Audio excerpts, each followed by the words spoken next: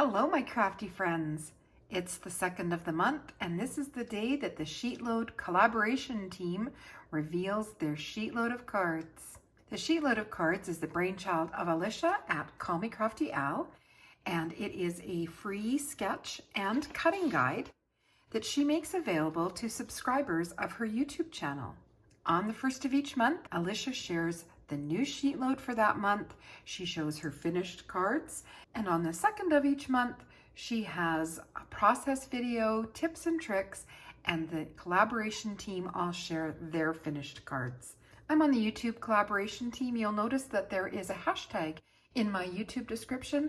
If you click on that hashtag, that will take you to what the whole YouTube collaboration team came up with, as well as the Call Me Crafty Al's process video. And you'll notice on the SheetLoad itself, there's also hashtags. So if you're going to play along, use those hashtags so that we can all see what you come up with when you do your own SheetLoad of cards. This month is another special edition. It's a fun fold card. She has it listed here as a double card fun fold. I've always known these as joy fold cards, so that's what I will be referring to it as. I can't wait to see what the rest of the collaboration team came up with for the challenge. And I'll also be clicking on the hashtag in the video title so that I can see what else they've come up with. So here are my cards. Once again, I used this pattern paper over the rainbow. I picked this up well over a year ago and I'm working on it. I just love the bright and cheerful colors. Normally I use the SheetLoads to make birthday cards, but because these were a fun fold card, I'm not sure that the nursing home residents would actually understand how it works. So I chose to make gift card holders for my stash. So a joy fold card opens with the smaller card on the right here, and then like this, and then you can see my little gift card pockets. So I'm going to go over some of the details of my card, show you the supplies that I've used, and then I have one that I can put together with you so you can see how I created the gift card pockets. I used 2 shades of cardstock, a lighter purple and a darker purple. They came in a variety pack again from Michael's that I've had for many years. It's not a heavy cardstock, so there's not a ton of bulk. These, I didn't bring one over, but these do fit inside an A2 envelope. I used a rainbow holographic cardstock to die cut my rainbows from. Now I'm not able to link those. Everything that's available will be linked on my blog, which is in that description box below. But that rainbow holographic is a Mary card essential from Hunky Dory Crafts. I have been getting mine at either R&R Scrapbooking in Edmonton, Alberta, or Ecstasy Crafts, also in Canada. I'm not sure where else you can get them, but that's where I've been getting mine. And I love the shimmer and shine. And that rainbow die was actually part of a card kit put out by Simon Says Stamp. That's the die there, and I believe the card kit was called Hello Rainbow.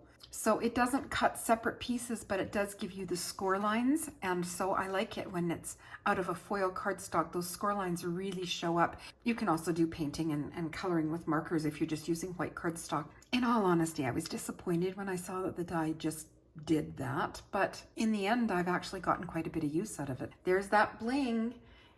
I've been using these honeybee prism gem stickers a ton. I mean, I put 3 on each of these 6 cards, and I'm using them constantly, and I still have a ton left. So those are linked on my blog. I love the shimmer and shine they give, and they're not overly high. So I know some enamel dots and some gems sit quite high off the front of the card, but these ones don't. I'm just having so much fun with them. And now I have a bunch of sentiments that are gift cards.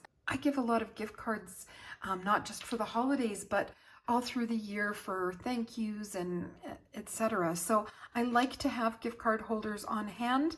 And when I see some gift card stamps that I don't have, I do just add them to my collection. So I'm just going to show you the 3 that I used on these cards here. All 3 of these are from Mft Stamps. This one is the most recent one, but I have had it for at least a year, maybe more. And I know MFT retires their stamps and changes them out quite often, but I wanted to show you because I know sometimes viewers will go hunting on eBay or whatever for them. So that's the stamps that I use. It doesn't bother me that they are retired. I bought them to use them for years to come, and I do keep using them. Those are the stamps there. Let me just move these out of the way. I used Catherine Pooler Inks Grape Crush and Flame for the stamping. And on some of them, I did a sentiment inside that is revealed as you take the gift card out of the pocket. And for others, I did a sideways gift card pocket. These were just leftover strips of the pattern paper from when I cut down the sheet load. There's room to write a note.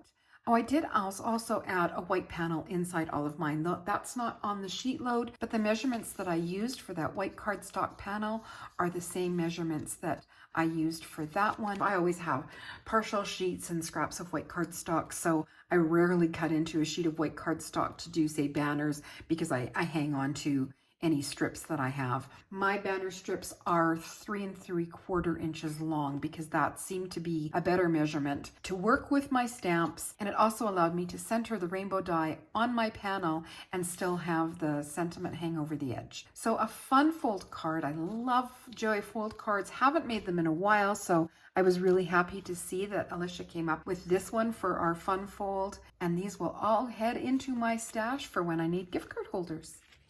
So we can assemble this one together here. I did add my pattern paper to the base of the card, but I didn't add it to the front card, the Joyful card, and only because the one thing you really have to remember, Joyful cards are very easy, especially when all the measurements for all of the layers are right there for you with a cutting guide. But you have to remember that while this card opens with the fold on the left, as a normal card, that top layer you have to remember to keep the fold on the right. Now this paper is non-directional, so if I glued it on wrong, I could probably make it work. But if you have a directional paper, like say the hearts, you have to make sure that that fold is on the right-hand side. So that is the trickiest part of the whole thing. Otherwise, they're very quick and easy. I'm going to use my Lineco pH neutral adhesive. I have it in a little squeeze bottle because I find them easier to use.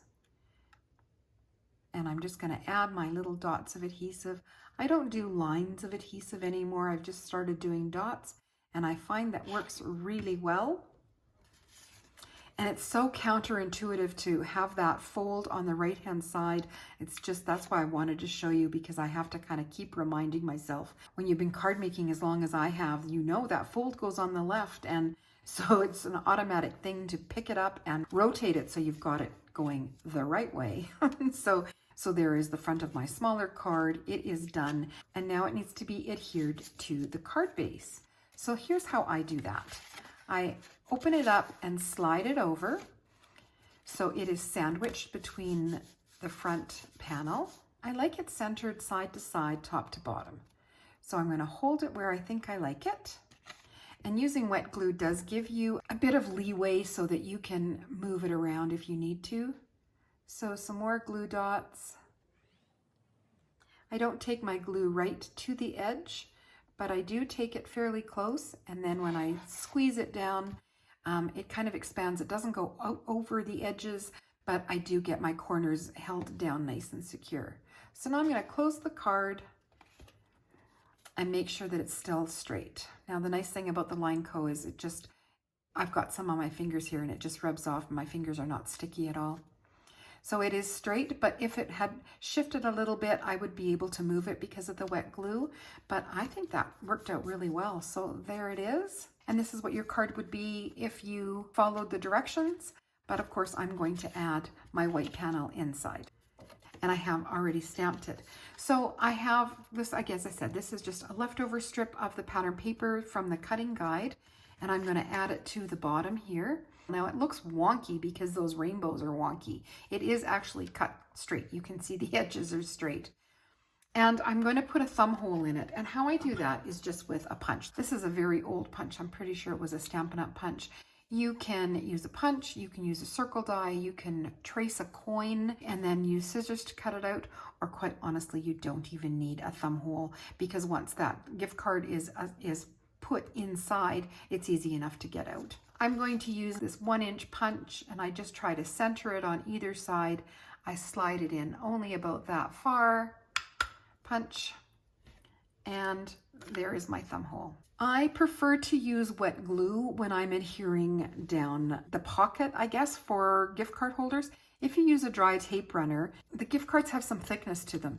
And when you stick them inside something that you've used dry adhesive on, the thickness of the gift card can kind of lift that adhesive. And if it doesn't lift it right off, it can slide down and actually get stuck in the adhesive. So I really recommend using wet glue. Now I know I've got some extra room on the sides here. We're going to add some glue to the sides and then just a little bit right along the very edge. So that's where I've added my glue. I'm going to put that right along the bottom. Line up the sides and the edge. And that is as easy as the gift card pocket is. We can put that inside the card now with more dots of glue. I go through so much glue. I used to use my ATG gun constantly because I don't like how kind of hard and crackly you get when you use wet glue. But with the Lineco, I find that as long as I don't use too much, and if I just use those dots, then it doesn't seem to be crackly. There's a little bit of movement to it. So there is my gift card pocket. The gift card sits inside and my card base is finished. I'm just going to close up my glue here and grab my little Studio Katia tray. That is an embellishment tray, but it catches these release papers from the adhesive really well. I am using full size foam tape. Normally I use thin foam tape, but on the gift card holders, because the majority of them will be hand delivered, I just use regular height foam tape. So I'm going to center that on my card. The foam tape that I used on there are dimensionals from Stampin' Up. I can't speak highly enough about those. I love those. And this is just foam strips. I believe they're from Doris, and I've had them in my stash forever. So I've added my foam tape there. And I didn't put it straight across because I don't want a double layer of foam tape. This edge is going to line up with this fold here. And I just want it straight along the bottom. Actually, you know what? Let's move this over and have it just on the edge of the pattern paper rather than the edge of the purple. And there we go. Now a little bit of bling. I've been adding 3 to each one. Let's add another one into the orange area and a third one. Let's put down here. So there we are, a finished gift card holder using the June 2022 sheetload of cards. When viewers hit the like button, it is a huge help to YouTubers. The more people hit the like button, the more people can actually see the video, and that allows me to grow my YouTube channel. So if you enjoyed my video today, please hit that like button. Subscribe to see more, and make sure you follow that hashtag and check out what everyone else came up with for this sheetload of cards. That's it for me today.